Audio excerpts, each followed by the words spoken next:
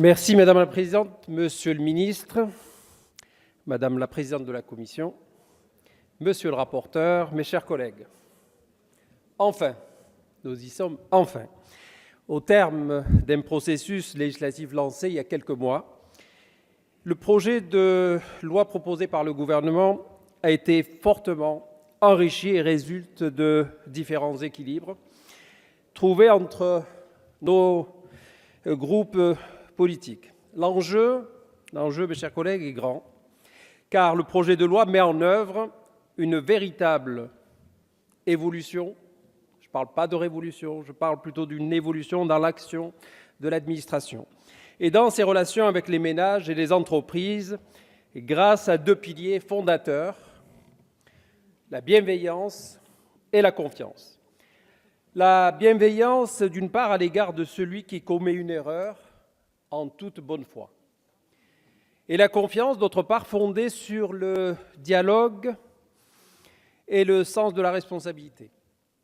Confiance également en nos collectivités territoriales auxquelles sont proposées plusieurs possibilités d'expérimentation. Confiance en nos concitoyens, ménages et entreprises à qui sont ouverts un droit à l'erreur et un droit au contrôle. Alors, réjouissons-nous de poser là, dès aujourd'hui, les premières pierres d'une société nouvelle, tant attendue par les Français. Celle d'une administration qui accompagne d'abord. Car si, et toutes les études le démontrent, nos concitoyens sont fortement attachés à leur service public, leur sentiment d'éloignement l'est tout autant. Manque de compréhension de l'administration, manque de dialogue et retard important dans le champ notamment du numérique sont autant de raisons à ce ressenti.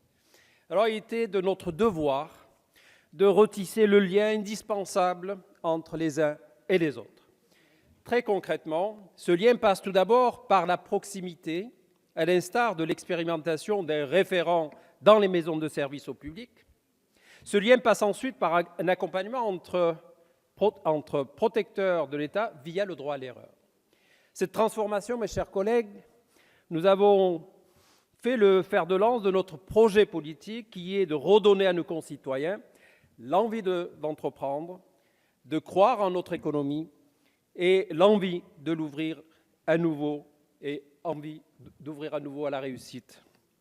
Vous le savez tous, le poids des normes dans notre pays est une entrave à la liberté d'entreprendre et un véritable frein aussi à la croissance. Il viendra très vite une nouvelle étape à cette transformation avec le projet de loi Pacte qui sera discuté à l'automne prochain. Et nous avons donc défendu avec ce projet de loi la réduction des délais administratifs, la mise en place des rescrits et des contrôles.